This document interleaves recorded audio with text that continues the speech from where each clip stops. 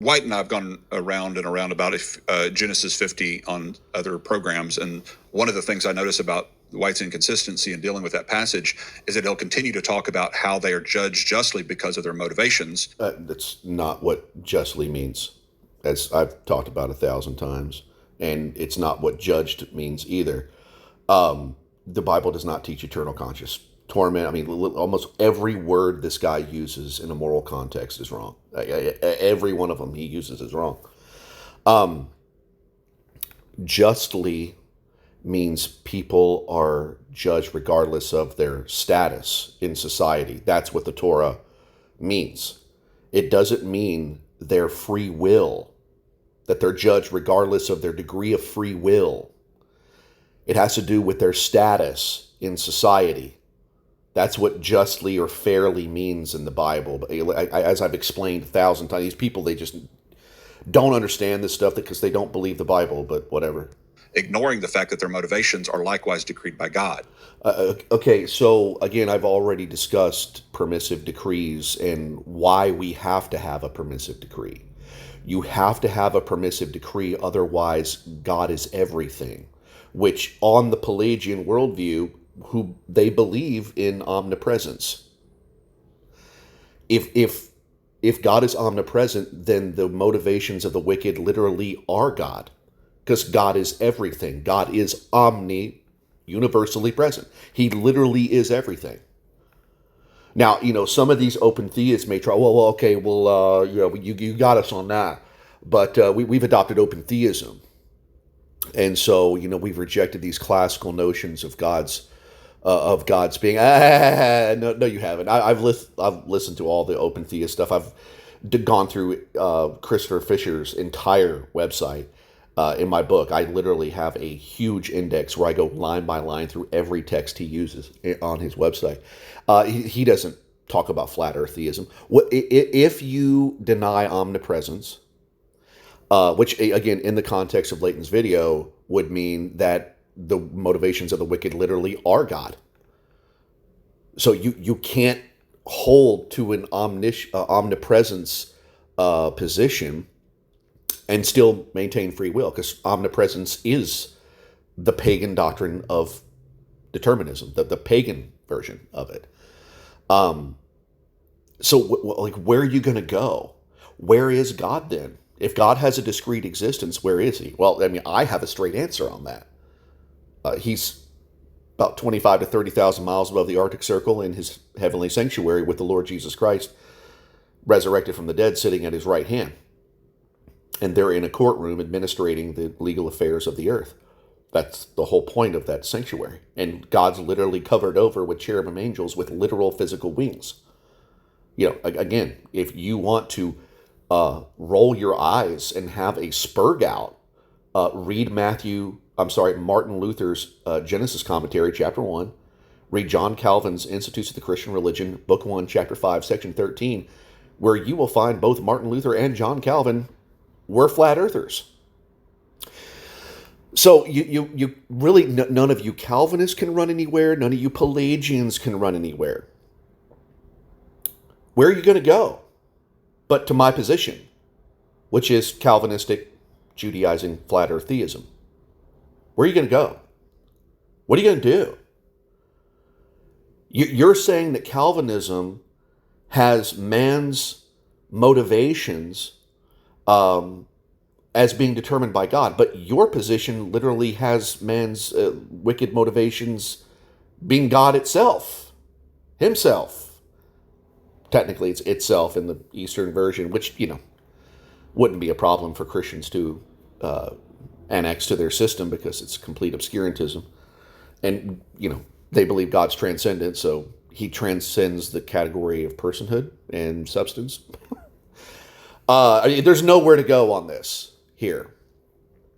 Again, I just made a video that discusses this just a couple days ago where I have this exact conversation with this SJW. And he says, but your Calvinist God calls me to make that mistake, so it isn't our fault.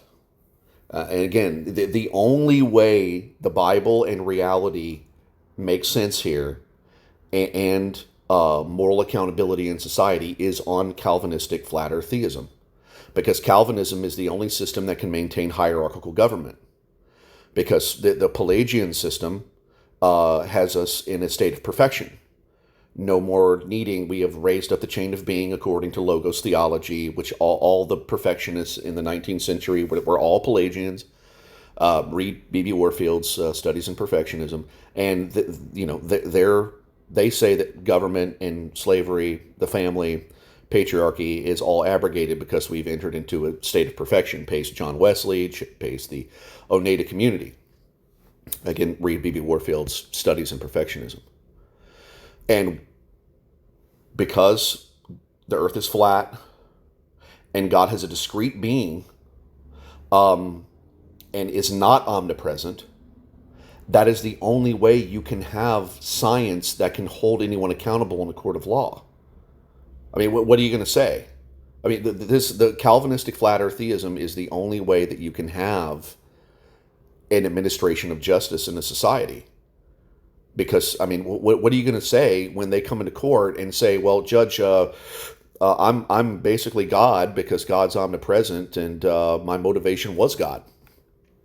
So it wasn't my fault. This is the Calvinistic flat earth theism is the only way to maintain any kind of causality, moral accountability, and hierarchy in society. Because as a Calvinist, I believe that man's totally depraved. And I don't believe that God's omnipresent. I believe in the flat earth, and I believe God has an actual sanctuary. So human beings are discrete beings from God. So they have their own potency, their own distinct potency, which is in simpliciter, the definition of causality. Distinct, discrete faculties of causation and power and potency. It's the only way it works.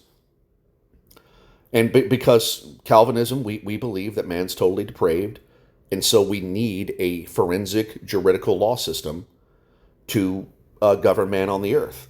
Whereas on the Pelagian system, they believe that we've entered into a state of perfection. They disagree with total depravity, except natural law theory and metaphysics, which is developed into Logos theology, making man entering into a state of perfection, no longer needing the administrations of government, judges, police, patriarchy, slavery, the whole thing.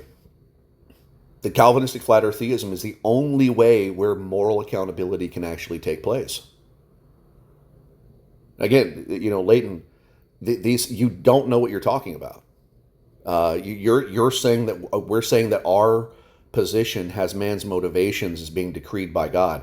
Yeah, but it's not the only cause. What you guys are using is a single cause fallacy. Again, the confession says he ordereth them to fall out according to the nature of second causes. You are a second cause. Your motivations actually come from you.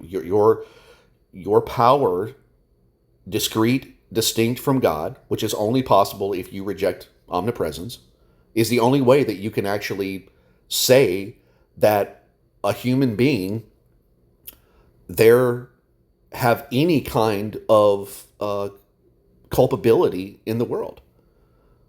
It's the only way that you can have it. Calvinism is the only way to have hierarchical government because of total depravity and a sovereign deity with statutes. Okay? And number two, flat earth theism, which was taught by Martin Luther and John Calvin, is the only way that you can have causality in science. Please explain how can you have an omnipresent deity and the motivations of the wicked not be literally God himself? I'd love to hear it. Southern Israelite signing off. Go to my platform website, southernprotestant.com. Hit that donation link in the description if you find this work to be valuable. Peace.